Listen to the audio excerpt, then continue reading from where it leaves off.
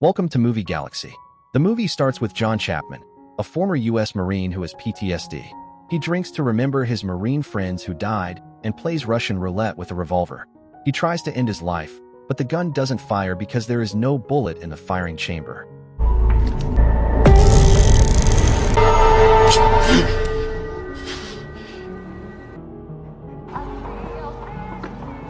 Later on, John Chapman is at a small store buying liquor when two armed robbers come in.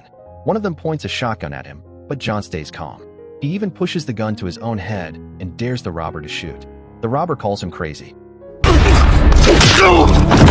Then, John fights both robbers, beats them up, and gives the store owner back the money they tried to steal.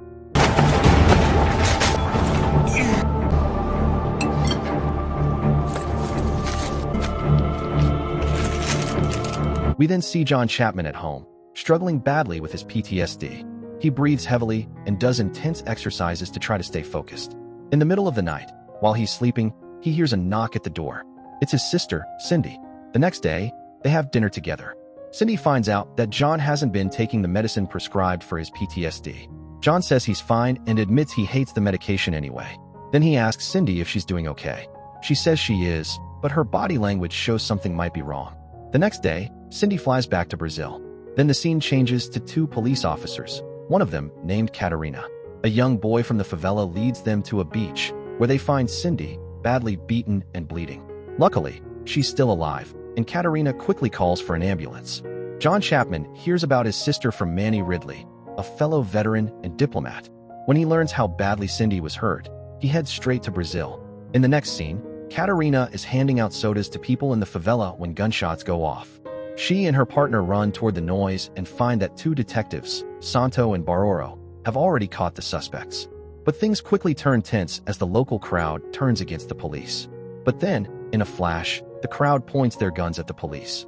To calm things down, Detective Santo makes a deal. He tells the locals to choose their best fighter to go up against the police's best fighter. If the police lose, they'll let everyone they arrested go and leave the area.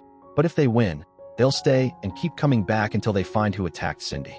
The challenge leads to a one-on-one fight between Detective Carlos Baroro and the best fighter from the favela.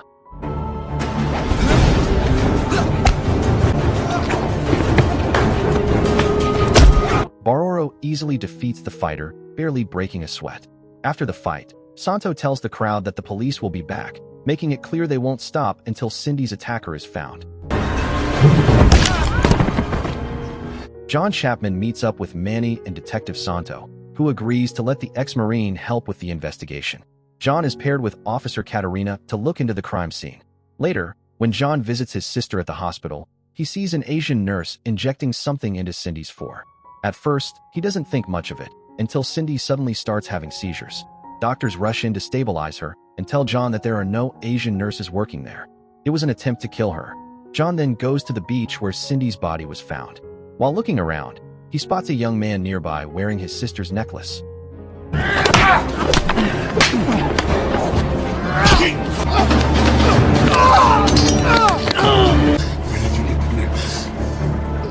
After a brief fight with some locals, John learns the truth about the young man, Kaka. He's not a suspect. He's actually someone Cindy had helped during her time working in the favelas. The necklace was a gift from her. Kaka then gives John Cindy's journal, but some pages have been torn out in a suspicious way. Using sandpaper, John reveals a hidden message inside the journal. He finds a phone number, calls it, and sets up a meeting with the man on the other end, Bruno.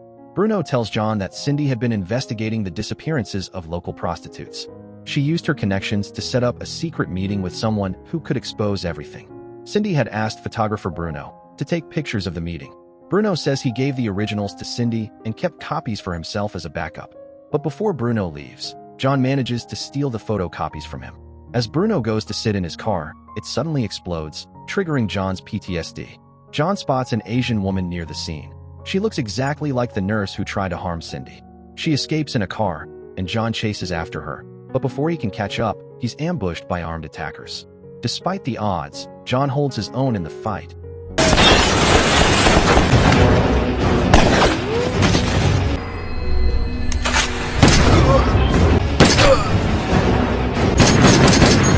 And eventually, the drive-by shooters are forced to flee. Later, John and Manny Ridley examine the photos John stole from Bruno. The images lead them to suspect that the Yakuza might be involved. One photo shows a man making a deal with Cindy, so they head to a nightclub known to have Yakuza connections to investigate. At the club, John confronts the man from the photo, DJ Lima. Lima admits that he's a smuggler. He says Cindy caught him in the act and confronted him. Unfortunately for Cindy, Lima's client had also been watching the deal and is likely the one behind the attack on her. Lima tells Chapman where he can find this client, and John heads out with Manny to track him down. Meanwhile, Santo launches a brutal raid on the favelas.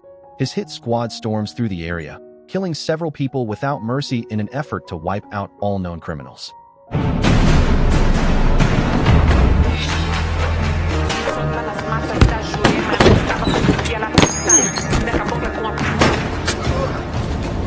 Chapman and Manny arrive at a luxurious villa, the place Lima mentioned. It's filled with wealth, beautiful women, and powerful-looking guests. It's clear that the people here are high-ranking and influential. The same Asian woman from the hospital is also there. A guard escorts Chapman to a back balcony. As he looks down, he sees a black van pulling up. Inside are young girls being brought to the mansion. One of them is Maria, Kaka's sister.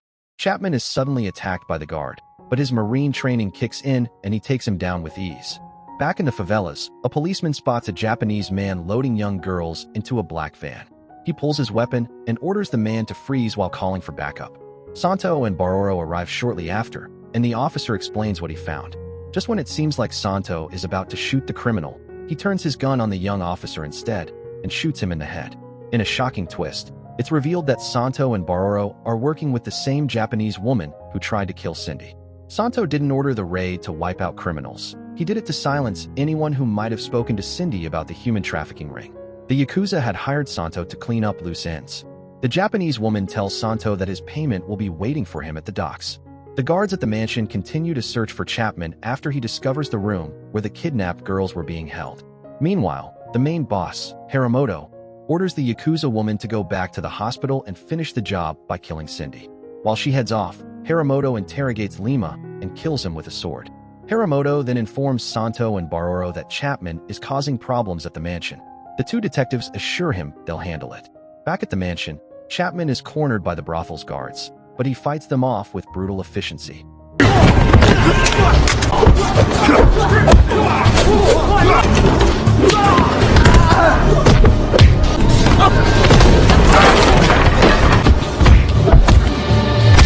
Just as things calm down, Santo and Baroro show up. Chapman starts explaining what he's uncovered so far. It looks like Santo might kill him to keep things quiet, but then Officer Katarina and her partner arrive just in time, stopping him from doing anything. Chapman leads them to the room where the girls were being held, but to his shock, it's completely empty. Santo then demands that Chapman hand over the sensitive shipping manifests he's been carrying, documents that could expose the whole operation. Unaware that Santo is working with the Yakuza, Chapman gives him the documents. As Chapman heads back to his hotel, something doesn't sit right. He starts to piece it together. Santo is hiding something. Suspicious, he decides to follow the detective and tails him to the docks. Meanwhile, at the hospital, the Yakuza assassin is moments away from killing Cindy, until Officer Katarina arrives just in time and fatally shoots her, saving Cindy's life. Back at the docks, Chapman arrives to find a group of mercenaries, along with Santo, Baroro, and Hiramoto, preparing to ship the girls off to Japan. Realizing how serious the situation is, Chapman calls Manny Ridley and fills him in. He warns him not to use police radio. Santo is a double agent and could be listening. Chapman then storms into the warehouse and unleashes his fury, taking down wave after wave of henchmen in an epic display of combat skill. Santo and Baroro eventually confront him. Chapman pins Santo under a stack of crates, but then has to face Baroro in brutal one-on-one combat. What follows is a high-octane, intense fight between the agile and deadly Baroro and the battle-hardened ex-Marine. Baroro puts up an impressive fight, showing off insane speed and athleticism, but in the end, Chapman's strength, skill, and determination allow him to overpower him.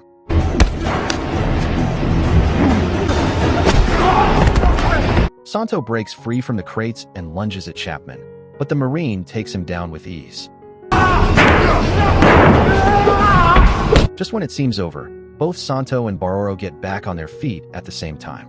As Chapman prepares to face them again, Hiramoto suddenly appears behind him, swinging his sword. Chapman barely dodges the slash. Now surrounded, Chapman faces all three enemies at once. A brutal and intense fight breaks out. Chapman is overwhelmed at first, taking hits and getting pushed back. But he digs deep, unleashing a furious barrage of punches on Santo, breaking his ribs. In the chaos, he also forces Santo's knife into Bororo's foot, taking him out of the fight.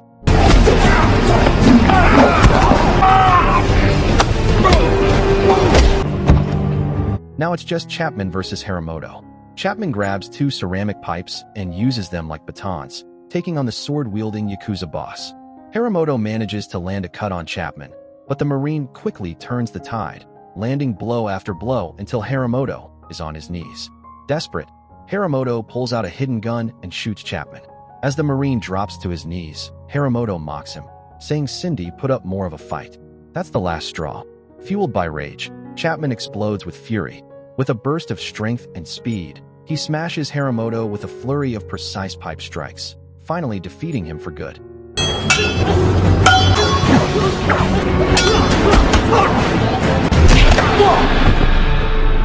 As Santo lays dying, he denies having any part in the attempt on Cindy's life. Wanting to make things right, he hands Chapman a key to a locker containing all the evidence needed to expose the Yakuza's operation. He then asks Chapman for a gun so he can end his own life. With the fight over, Chapman finds the abducted girls and helps lead them to safety, carrying some of them out himself. The police arrive shortly after to take control of the scene. Meanwhile, Cindy is shown awake in her hospital bed. Though alive, she has suffered serious head trauma, and her recovery will take years. Later, at a quiet cafe, Manny Ridley offers Chapman a position as an agent with the State Department. It's a way for the government to support him and finally give his skills a purpose. Chapman accepts the offer, ready to start a new chapter. Thanks for watching our recap video. Don't forget to like and click the subscribe button to help the growth of this channel.